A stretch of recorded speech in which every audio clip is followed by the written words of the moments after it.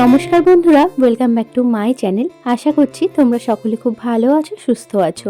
আর তোমরা যে যেখান থেকে আজকের আমার এই ব্লগটা দেখছো তাদেরকে অনেক অনেক ধন্যবাদ আর ভালোবাসা জানিয়ে আজকের ব্লগটা আমি শুরু করছি।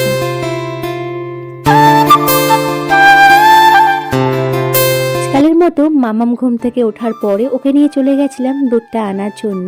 দুধ নিয়ে চলে এসেছি, তারপরে দুধটা আমি এখানটায় জাল দিচ্ছি আর মামাম আমার কোলে উঠে রান্না বান্নাগুলো দেখছি। ওয়াশিং মেশিনে কিছু জামা কাপড় ছিল, সেগুলো দিয়ে দিয়েছি। আর দেখো সকালবেলা জলখাবারটা মামামের জন্য বানিয়ে নিয়েছি। আজকে সকালবেলায় খুব তাড়াহুড়োর মধ্যে ছিলাম, যার জন্য বেশি কিছু আর মামামের জলখাবারে বানাতে পারিনি। ওকে একটু দুধ বিস্কুটই এখন খাইয়ে দিচ্ছি। অন্যান্য খাবার আনলে যেমন মামাম অনেক সময় মুখটা ঘুরিয়ে নেয়, কিন্তু দুধ বিস্কুট আনলে কিন্তু মুখটা ঘোরায় না। ওকে একটু গল্প বললে কিন্তু দুধ বিস্কুটটা খেয়ে নেয়। জিওল মাছগুলো কাটবো, দেখো কাটার আগে মাছগুলো যেই না আমি বালতি থেকে একটা থালার মধ্যে তুলে নিয়েছিলাম, মামাম কিন্তু অমনি মাছগুলোকে নিয়ে খেলা শুরু করে দিয়েছিল। রান্নাঘরে আসলে কিন্তু মামাম খুবই জ্বালাতন করে, আর ওকে কোলে নিয়ে বেশিরভাগ আমার রান্না বান্নাগুলো করতে হয়। তাই জন্য কিন্তু যখন আমি কোনো কিছু কাটি তখন কিন্তু মামামকে কোনো খাবার দিয়ে বা কোনো কিছু দিয়ে ভুলিয়ে এখানটায় বসিয়ে রাখি।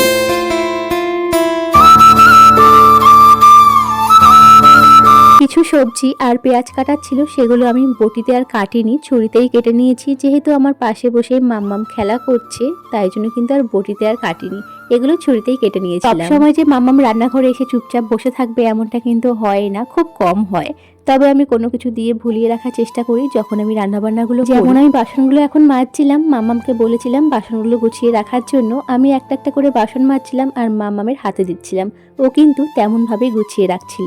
এমন করে কিন্তু আমার রান্নাবান্নাগুলো হয়ে গেছে আর মাম্মামও খেলছে। যেহেতু সকালবেলার দিকটাতে মাম্মাম একটু বিস্কুট আর দুধ খেয়েছিল, তাই জন্য কিন্তু একটুখানি ভাত আর মাম্মামের জন্য না আজকে জিওল মাছ দিয়ে আলু চচ্চড়ি করেছিলাম। ব্যাস এটা দিয়ে একটুখানি সকালবেলায় মাম্মামকে খাইয়ে দিই। মাম্মামকে সকালবেলা একটু ভাত খাওয়ালে না ও দুপুরবেলার দিকটাতে তেমন একটা ভাত আর খেতে চায় না, তাই জন্য কিন্তু সকালবেলার দিকটাতে বেশিরভাগ ওকে আমি ভাত খাওয়াই না। তবে যেদিনকে সকালবেলায় ঘুম থেকে ওঠে তখন কিন্তু একটুখানি 10টার দিকে ভাত খাই।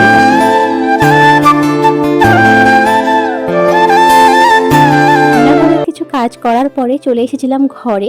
মাম্মাম এখানটায় খেলা করছিল আর আমি বিছানাটা তুলে নিচ্ছিলাম। বেশিরভাগ সময় কিন্তু মাম্মাম ঘুম থেকে ওঠার পরে ওকে আমি সকালবেলার ব্রেকফাস্টটা করানোর পরে কিন্তু বিছানাটা সুন্দর করে গোছগাছ করেই নিই। তবে আজকে একটু ব্যস্ত থাকার কারণে কিন্তু অনেকটাই দেরি হয়ে গেছে বিছানাটা পরিষ্কার করতে।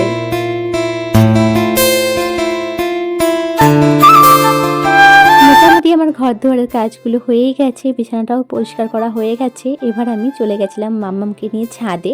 অনেকগুলো জামা কাপড় কাঁচা হয়েছিল, তো সেগুলোই কিন্তু মেলার জন্য মাম্মামকে কষ্ট করে নিয়ে ছাদে চলে গেছিলাম। অন্যান্য দিন আমার যদি কোনো কাজ থাকে ছাদে তখন কিন্তু মাম্মামকে পাশের বাড়ি ওর একটা দিদির কাছে রেখে আমি কিন্তু ছাদে একাই আসি। তবে মাম্মাম না আজকে একদমই যেতে চাইছিল না, তাই জন্য কিন্তু ওকে আমি ছাদে নিয়ে চলে এসেছি। তবে আর কি ছাদে গিয়ে জল ঢেলে ফেলেছিল গায়ের মধ্যে, তাই জন্য তাড়াহুড়ো করে ওকে আবার স্নান করিয়ে দিয়েছি। আর দেখো এখন কিন্তু স্নান করে সাজুগুজু করে একদম তৈরি হয়ে গেছে। আমারও স্নান হয়ে গেছে, এখন আমি একটু সাজুগুজু করে নিচ্ছিলাম আর তারপরে মামামকে দুপুরে লাঞ্চটা করিয়ে দেবো। আর তার আগে দেখো মামামকে আমি নিয়ে এসেছি, ওর পাশের এক দিদির কাছে ঘুরতে গেছিল, তাই জন্য কিন্তু ওখান থেকে ওকে নিয়ে এসেছি। এবার ওকে দুপুরে লাঞ্চটা করিয়ে দেবো। আর এই দেখো তোমরা কিন্তু অবশ্যই জানিও চুড়িদার পরে মামামকে কেমন লাগছে। বুদ্ধু মামি কি বলে তাকে? বুঝু বুঝু বলে। আর মামা কি বলে? সকালবেলার দিকটাতে তোমরা তো দেখতেই পেয়েছিলে মাম্মামের জন্য কি রান্না করেছিলাম, সেটাই কিন্তু দুপুরবেলাতেও খাইয়েছিলাম ওকে। আর তারপরে মৌসুমী লেবুর রস করেছিলাম, আমার হাতে সে খাবে না, সে কিন্তু একাই খাবে, তাই জন্য ওকে আমি দিয়েছিলাম। ও দেখেছিলাম নিজে নিজে খেয়েছিল। আগের একটা ভিডিওতে তোমাদের সঙ্গে শেয়ার করেছিলাম মাম্মামের জন্য বাড়িতে আমি মাখানা সারেলাকটা কেমন করে বানাই। আশা করছি ভিডিওটা তোমরা দেখেছো, ভালো লেগেছে। আর যারা যারা এখনো পর্যন্ত দেখোনি দেখে নাও, আশা করছি খুব ভালো লাগবে। মাম্মামের জন্য না ড্রাই ফ্রুট পাউডার বানাচ্ছিলাম, ভাবলাম তোমাদের সঙ্গেও শেয়ার করে দিই। প্রথমেই বলে রাখি আখরোটটা না শেষ হয়ে গেছে, 2-1টা মতো ছিল সেটাই দিয়েছি। আর এমনিতেও কিন্তু যখন আমি ড্রাই ফ্রুট পাউডার বানাই তখন কিন্তু আখরোটটা একটু কমই দিই, তবে এইটুকু দিই না, একটু বেশি দিই। যাই হোক, কাজু আমন্ড নিয়েছি, আখরোট নিয়েছি, নিয়ে শুকনো খোলায় ভালো করে টেলে নিয়েছি। একদম কম আঁচে টেলেছিলাম, বেশি আঁচ দিলে কি হবে বলো তো, পুড়ে যাবে, সেটা একদমই ভালো হবে। ড্রাই ফ্রুটগুলোকে ভালো করে টেলে নেওয়ার পরে কড়াই থেকে নামিয়ে একটা পাত্রের মধ্যে নামিয়ে কতক্ষণ ঠান্ডা হতে সময় দিয়েছিলাম।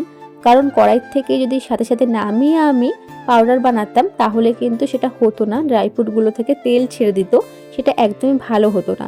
যার জন্য একটু ঠান্ডা করে নিয়ে তারপরে গ্রাইন্ডারে আমি দিয়েছিলাম। মিক্সার গ্রাইন্ডারের মধ্যে ড্রাই ফ্রুটগুলোকে দেওয়ার পরে অনেকক্ষণ ধরে মিক্সার গ্রাইন্ডারটা চালাবে না, তাহলেও কিন্তু একটা পেস্ট টাইপ হয়ে যাবে। ড্রাই ফ্রুট পাউডার একদমই হবে না, ড্রাই ফ্রুট থেকে না তেল ছেড়ে দেবে, সেটা ভালো হবে না। তাই গ্রাইন্ডারে দেওয়ার পরে না একটু থামিয়ে থামিয়ে মিক্সার গ্রাইন্ডারটা চালাবে, তাহলে দেখবে একদম ঝরঝরে একটা পাউডার টাইপের মতো হয়ে যাবে। সন্ধ্যাবেলার দিকটাতে মামামের জন্য আটার গোলা রুটি বানাচ্ছিলাম, আর দেখো এখানটায় আমি রান্না বান্নাও করছিলাম।